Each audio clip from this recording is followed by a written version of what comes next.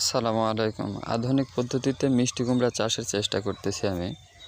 এখানে এই পদ্ধতিতে খুব অল্প পরিশ্রমে, অল্প খরচেই চাষাবাদ করা সম্ভব।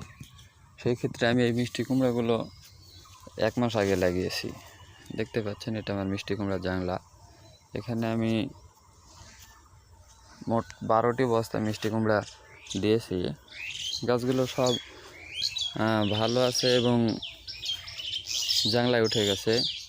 বেশ কিছুদিন আগে, গত 2 সপ্তাহ আগে বহু পুরুষ ফুল এসেছে, প্রত্যেকটা গিরায় গিরায় পুরুষ ফুল।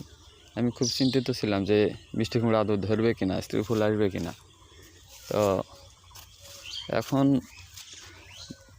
2-1টা করে স্ত্রী ফুল দেখা যাচ্ছে, আপনারা দেখতে পাচ্ছেন, জ্বালানি বের হয়েছে স্ত্রী ফুল। এরকম অনেকগুলাই জায়গায় জায়গায় অনেক দেখা যাচ্ছে, দেখেন। তো সেক্ষেত্রে আমার সন্দেহ দূর হয়েছে যে আদৌ মিষ্টি কুমড়া হবে কিনা। তা আমি এখন আশা করতেছি যে প্রচুর ফলন হবে।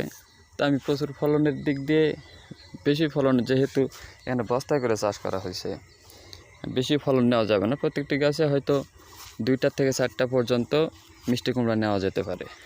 এটা ছাড়াও আমার উঠানে সবজি বাগান আছে, আমি আপনাদেরকে দেখাবো ইনশাল্লাহ।